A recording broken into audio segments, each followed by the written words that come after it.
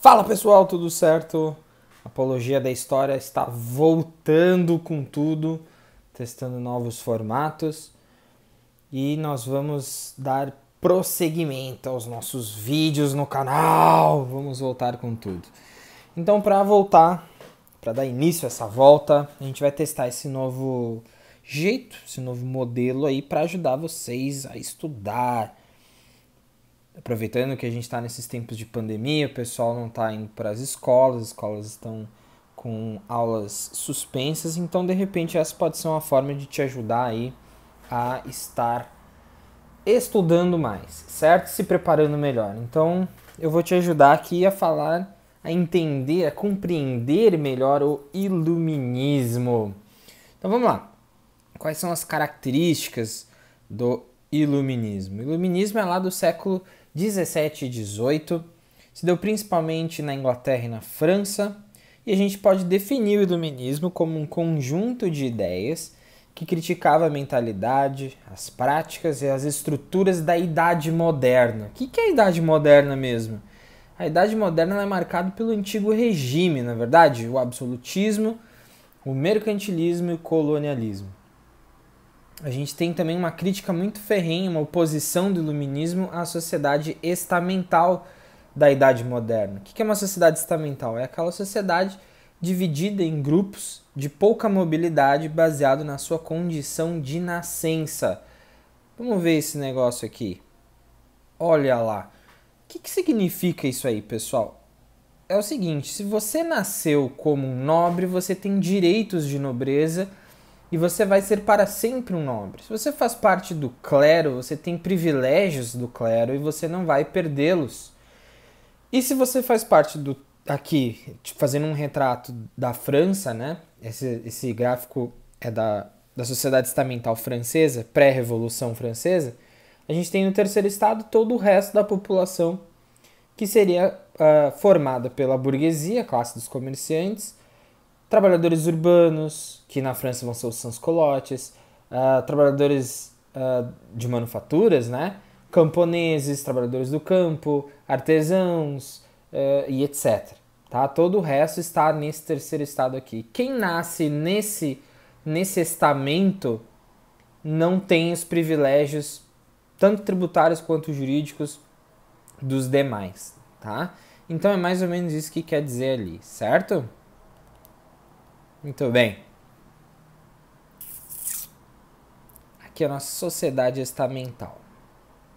O que eles criticavam nessa sociedade? A influência política e cultural da igreja, os privilégios da nobreza e a servidão no campo. Vamos ver por que disso. Por causa disso aqui, ó, o iluminismo, para eles, a fé tornava as pessoas ignorantes. Então a fé deixava as pessoas na escuridão. Somente através da razão elas seriam iluminadas, entre aspas, né? Então essa ideia de que, por daí o nome iluminismo, ou seja, os iluministas iriam iluminar as pessoas, tirá-la das trevas, lembrando um pouco daquele conceito de Idade das Trevas, né? Da Idade Média, aquela coisa de que tudo que é baseado na fé e não na ciência estaria equivocado, né? Então, o iluminismo vai fazer essa crítica muito forte ao pensamento da época baseado na influência da Igreja Católica e vai dizer que apenas através do uso da razão é que as sociedades podem se desenvolver.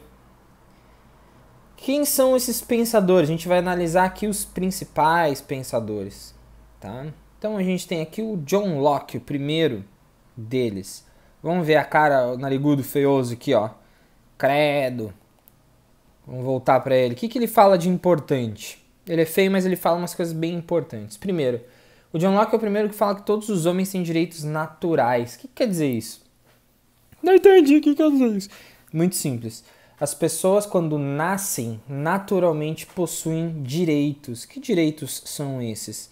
As pessoas têm direito à felicidade, à liberdade, à propriedade e à crença religiosa.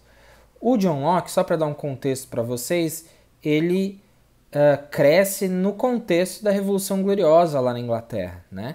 Então ele está vendo o impacto de uma sociedade que está fazendo uma revolução contra o seu próprio rei.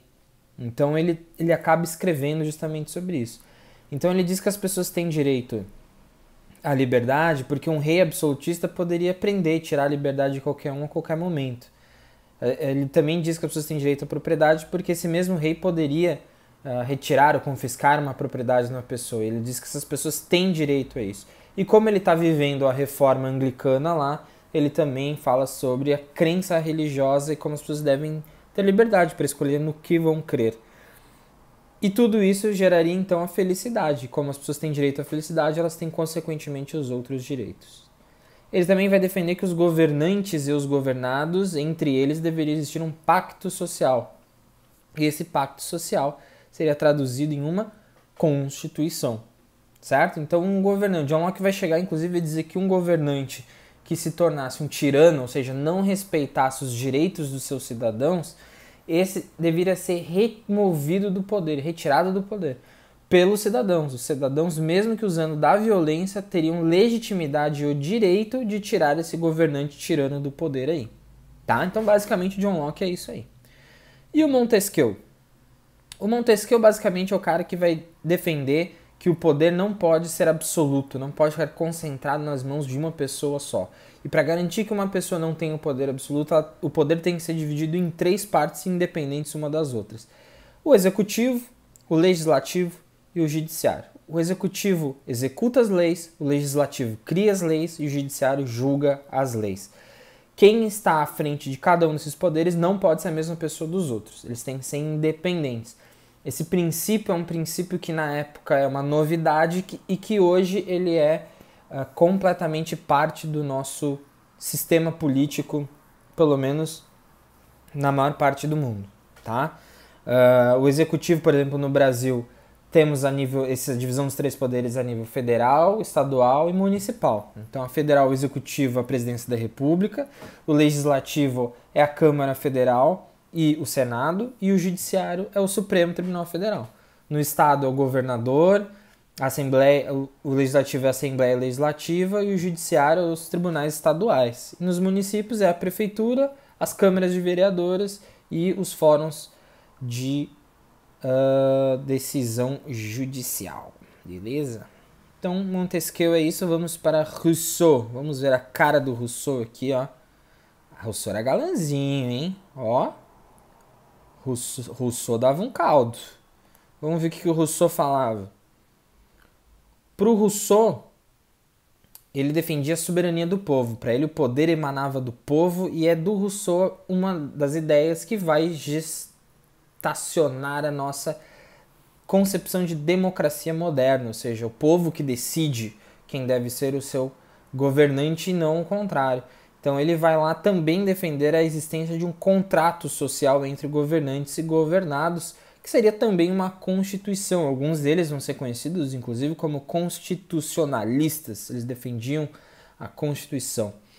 E para o Rousseau, todo homem nasce bom. É a sociedade que o desvirtua. Aqui, especificamente, vai ser o Estado, né? Esse poder autoritário que vai desvirtuar o homem. Por isso a importância de um contrato social que defenda os direitos e os deveres desses cidadãos e dos seus governantes.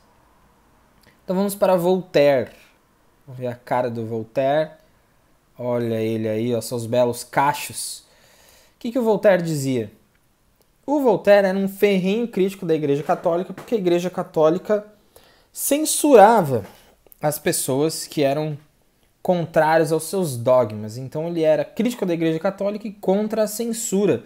Ele era um fervoroso defensor da liberdade de pensamento. E a Igreja Católica, a gente sabe historicamente, quem era contra os seus dogmas, eles censuravam, né? Então quem pensava contrário a eles, antigamente ainda ia para fogueira, nesse período aqui é perseguido, seus livros queimados, censurados, proibidos. Então o Voltaire é a favor da liberdade de pensamento e para esse pensamento circular livremente precisa de liberdade de imprensa também.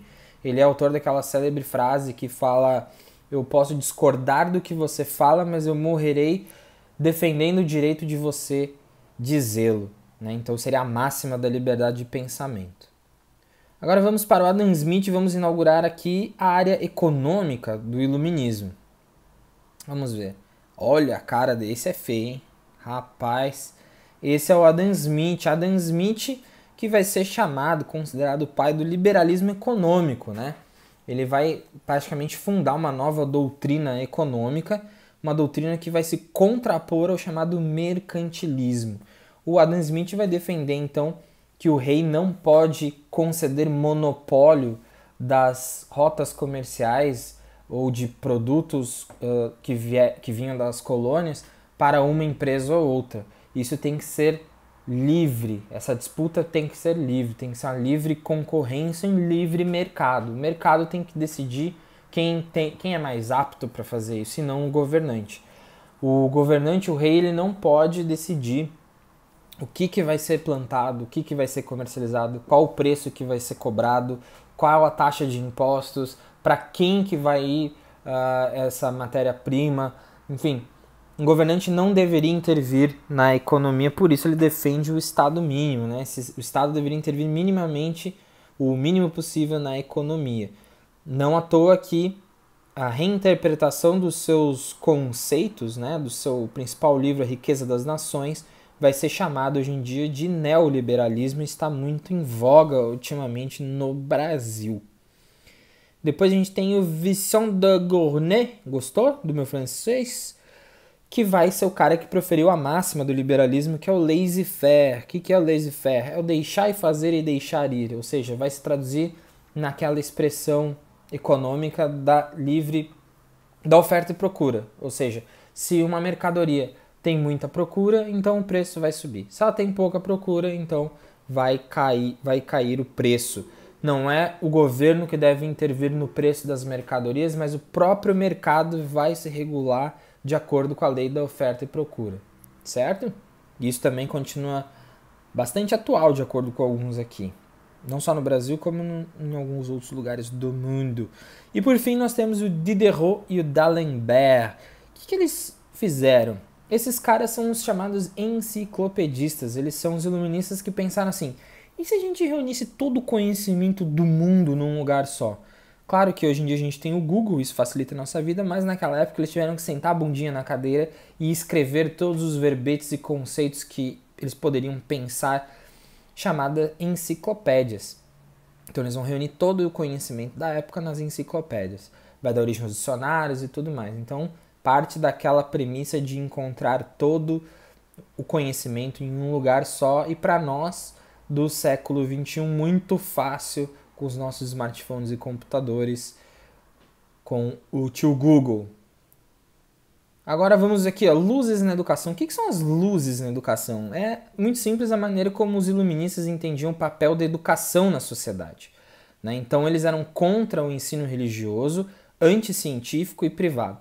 Então, só para dar contexto, na época da Idade Moderna, eram poucas escolas, elas eram privadas de caráter religioso. Tá? Então eles defendiam uma educação laica. O que é uma educação laica? É uma educação separada da religião. Ou seja, sem influência da religião e orientada pelos estudos da ciência. Ou seja, é a ciência que deve organizar, nortear as escolas, nortear a educação. E não a Igreja Católica. Por quê? Porque a Igreja Católica vai lá dizer que a Terra era plana, que depois, né, o homem, nossa origem vem de Adão e Eva e coisa e tal, e isso vai sendo a ciência vai contradizer tudo isso. E eles vão dizer que é importante que a ciência norteie o conhecimento e não a religião e não a fé, ou seja, que é claramente a discussão entre razão versus fé. Para eles não basta apenas alguns conhecerem e se educarem através da ciência, mas todo mundo. Por isso eles entendem que a educação deveria ser estatal, ou seja, o Estado deveria oferecer educação e que ela deveria ser obrigatória para todo mundo. Para eles, essa ideia de que o iluminismo só teria sentido se toda a sociedade fosse iluminada e não apenas alguns.